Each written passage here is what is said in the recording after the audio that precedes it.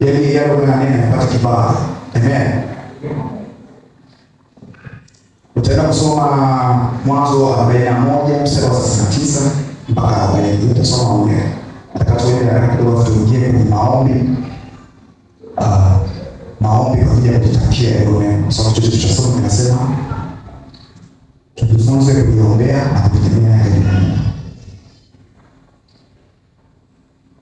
Kwa hiyo tutaenda kusoma mwenyewe.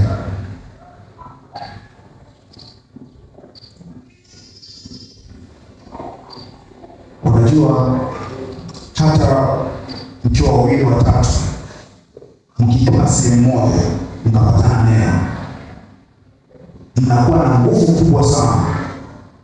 Mnakuwa na nguvu kubwa sana. Kwanza mnakuwa na ile nguvu ya utendaji.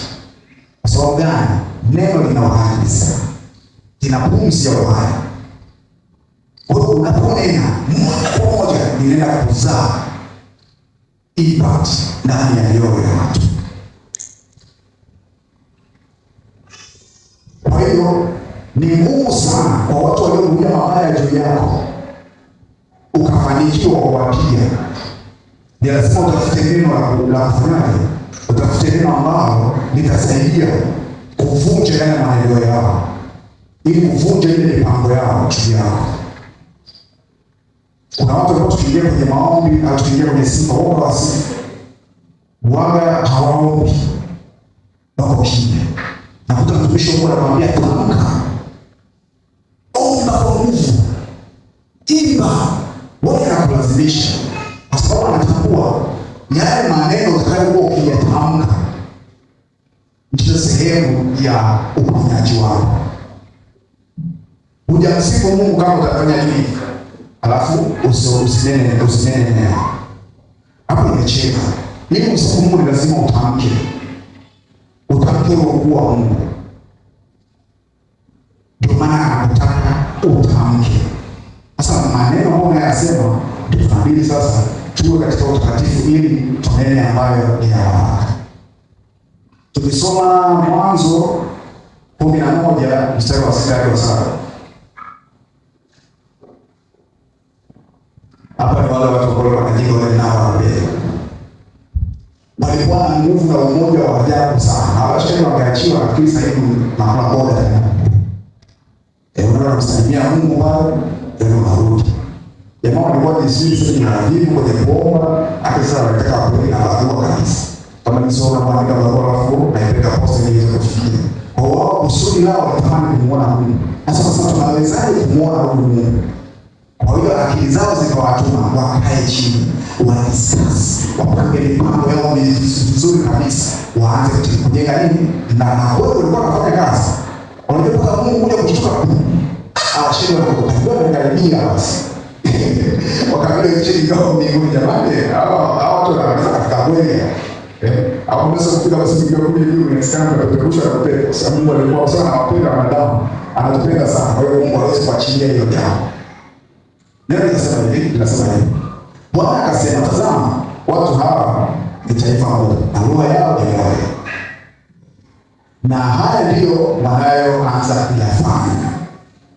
Wala sasa hawatazuiliwa neno wanalokusudia kulifanya. Hapo ni nini kinachonadia hapo? Walichokusudia kufanyika ni neno. Ndio nguvu iliyo katika neno. Usichukulie masiara. Unaambiwa utolewa. Acha usivunje. Sema hayo maneno. Ile nguvu ya neno unapoongelea hivyo kwa sababu haya maneno ni kama vile umekubaliana na ile hali katika ulimwengu wako. Mwisho wa siku unashangaa yeye inaenda. Kama taratibu. Sasa nataka. Tena ndio nao mbogo hizo tukachanganyikiwa ni munga za 35 na inaenda za 39 inaenda 40.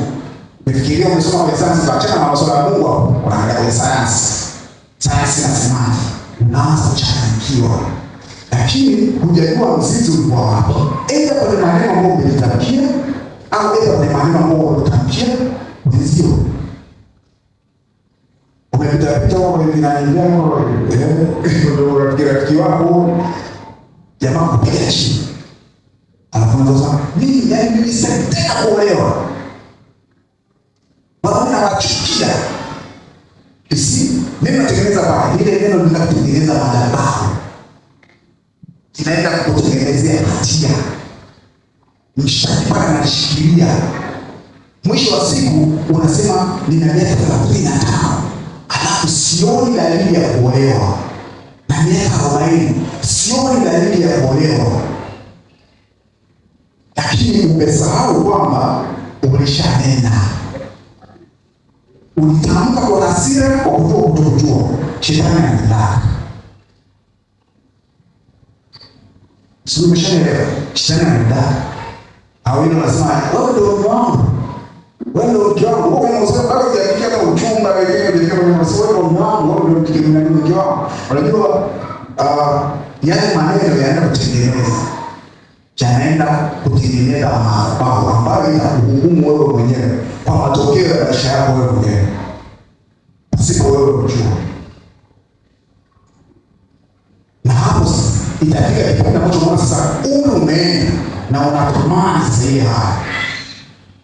Hujui ulikosea ni wapi, unabaki kulalamika. Unaombewa na kuwekwa mikono watumishi mbalimbali, lakini huoni matokeo. Shida iko hapo. Shida iko kwenye maneno ambayo umenena. Yale maneno yakajenga madhabahu.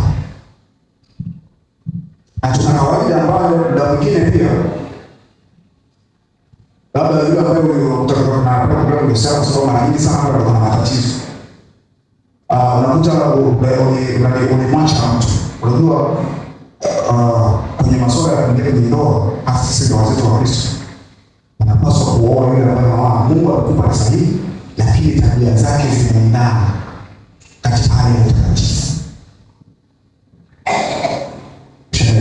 Kwa anakuja kubeba vishi na mwanaume. Na mwanamke anakuwa yule sahihi ambaye anakuja kusaidia vishi yako iweze kukua, iweze kustawi. Sasa inatokea labda tunataka kuolewa, tunataka kuoana na mtu. Alafu kuna mahusiano ambayo ulishayapita. Ukawa umemwacha mtu kutokana na tabia zake hukuzipenda. Alafu yule mtu akamwambia hivi, yaani wewe hutokaa umpate kama nini, au hutokaa ule uzao utakumbuka mara nini. Neno linaniachia. Akamwambia hizo ni hasira tu. Mapenzi ni hasira tu. Wewe unasahau kuvunja yale maneno. So unajua anapotoka ni kama tunakuwa vitani. Mtu anaporusha silaha inakupasa ukweli na wewe ujibu.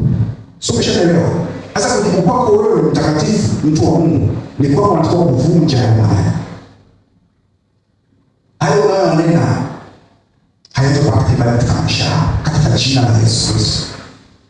Mimi nitakuwa nitasahau, nitampata wewe, tutaendana na nitapata uzao pia. Sasa ubaya unakuwa ni kwamba hukuyatambua yale maneno, hukuvunja yale maneno, yanaenda na ile nguvu katika maisha yako. Niwashauri vijana wenzangu, kabla hujaingia kwenye ndoa, hakikisha unabomoa madhabahu yote ya kule ulipopita. Ni muhimu sana. Ndio kwa hiyo kumcheka kama marafiki zangu ambao wanaoa, ni muhimu sana kuvunja, kwa sababu maneno yale unayonena yanatengeneza madhabahu.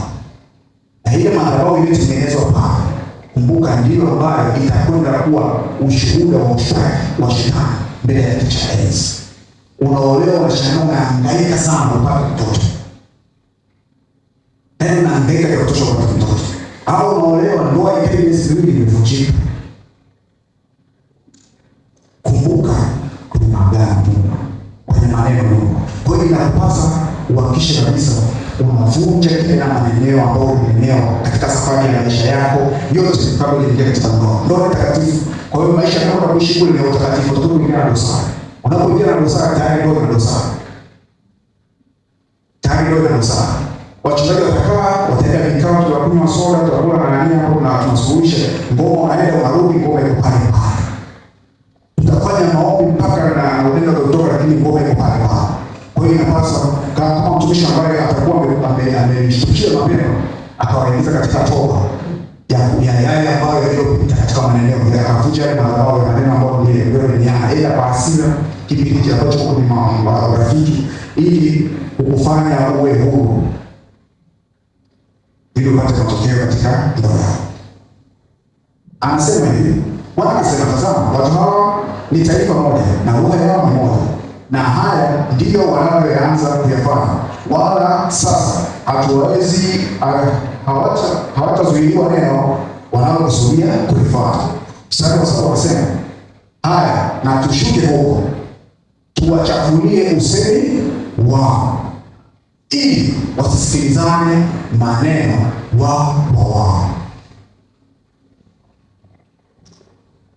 Kwa hiyo hapa vita iliyoko hapa ni kwamba Mungu hakushusha nabii, akashusha mawe wapige. Hapa anadili na nini? Na neno, kwa sababu neno lina uhai. Kwa hiyo waliolinda wao limechipua ndani ya mioyo yao, limetengeneza mizizi, limestawi, limewapa nguvu, limewapa hamasa ya kufanya lile jambo. Kwa watu walizemea waseme penzi ni ngumu, waliokusudia wao ni ngumu sana.